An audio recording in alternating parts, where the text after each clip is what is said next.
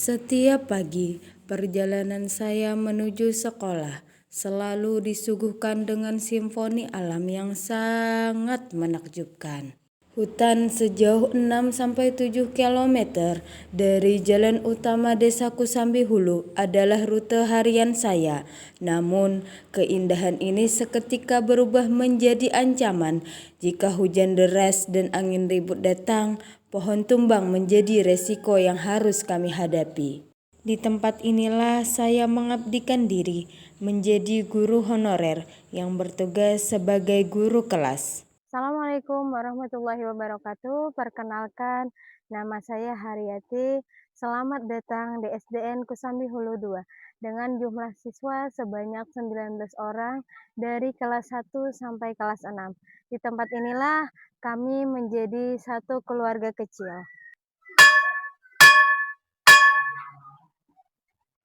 Di sini tidak ada bel elektronik. Cahaya matahari adalah lampu kami. Saat mendung dan hujan, kami harus belajar di teras sekolah. Perangkat canggih dari pemerintah pun hanya menjadi pajangan bisu di pojok kelas, mengakibatkan aktivitas pembelajaran hanya berpaku pada papan tulis saja, membuat pembelajaran tidak menarik karena minimnya media pembelajaran digital pendukung. Bukan hanya krisis digital, kami menghadapi krisis yang lebih mendasar, yaitu sanitasi. Sumur sekolah kami kotor, tak layak guna. Toilet pun tidak bisa berfungsi karena tidak ada air yang mengalir. Anak-anak terpaksa pulang ke rumah hanya untuk buang air atau mencuci tangan.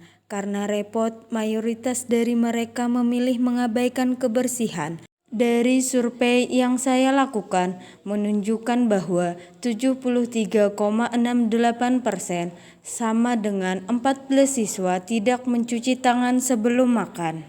Kecamatan Lampihong kaya akan pohon aren yang terkenal dengan produksi gula merahnya.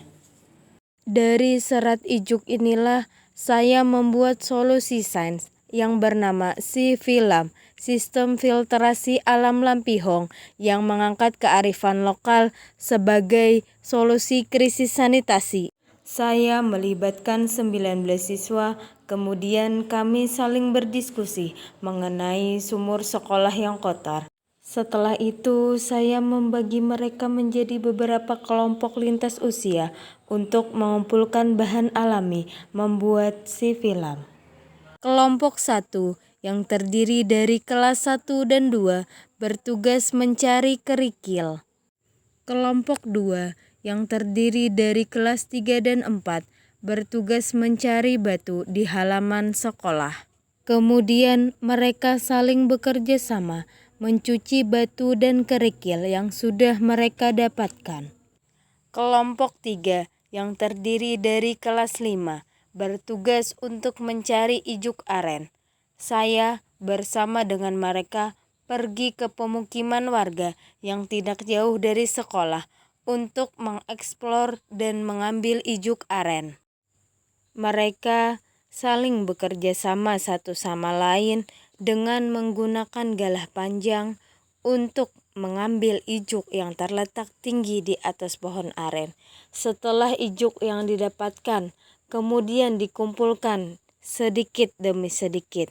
Ijuk yang sudah didapatkan kemudian dimasukkan ke dalam kantong plastik yang nantinya akan dibawa ke sekolah. Setelah ijuk yang kami dapatkan sudah cukup, kami pun kembali ke sekolah. Kelompok 4 yang terdiri dari kelas 6 bertugas menimba air keruh dari sumur. Setelah semua bahan alami didapatkan, kami pun berkumpul di halaman sekolah. Saya pun menjelaskan bahwa ijuk aren bisa menjadi penyaring alami. Kemudian saya menjelaskan tahapan demi tahapan bagaimana penyusunan SIFILAM. Kemudian saya membagikan lembar langkah-langkah penyusunan SIFILAM. Di tengah keterbatasan tanpa aliran listrik PLN, kami merakit 2 buah sifilam sekaligus secara manual di halaman sekolah. Lapisan demi lapisan sains kami susun, kapas, kerikil, arang, batu, dan ijuk sebagai filter utama menyerap kotoran. Inilah tahapan yang paling mendebarkan saat air sumur yang keruh, penuh ranting serta dedaunan dimasukkan ke dalam tabung sifilam.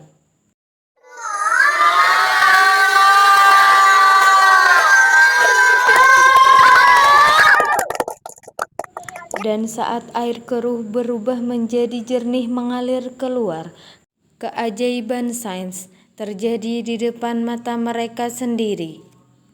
Saya memberikan edukasi dan memperagakan 6 langkah cuci tangan yang benar kepada siswa, agar nantinya semua siswa dapat menerapkan bagaimana cara mencuci tangan dengan benar pada saat jam istirahat dengan menggunakan sifilam. Sifilam bukan proyek sesaat. Alat ini mengubah perilaku. Kini kami memiliki sistem piket sifilam untuk menimba dan menyaring air setiap paginya.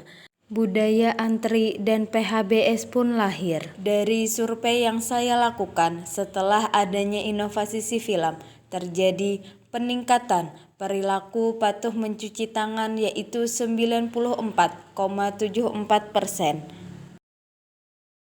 Secara akademis, pembelajaran IPAS tidak lagi abstrak dan membosankan. Mereka belajar memisahkan campuran dan mencintai lingkungan secara konkret melalui metode kontekstual teaching and learning. Sekali bisa cuci tangan di sekolah dengan sifilam. Saya sebagai Kepala Sekolah SD Nusambi Hulu 2 memberikan apresiasi atau penghargaan kepada Ibu Haryati yang telah melakukan inovasi sebagai upaya untuk mendapatkan air bersih. Memang sekolah kami ini ada memiliki sumur, tapi sumur itu agak keruh airnya, jadi tidak bisa digunakan untuk hidup sehat.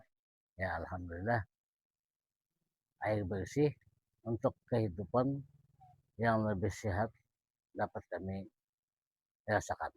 Dari balik rimbunnya hutan di bawah atap yang belum tersentuh listrik PLN, semangat literasi, numerasi, dan sains anak-anak SDN Kusambi Hulu 2 mengalir jernih, sejernih sifilam. Sains sejati bukanlah melulu tentang kecanggihan digital ataupun gadget. Sains sejati adalah tentang bagaimana kita membaca alam dan menyelesaikan masalah nyata. Dari balik rimbunnya hutan Lampihong, semangat kami akan terus mengalir jernih, sejernih sifilam.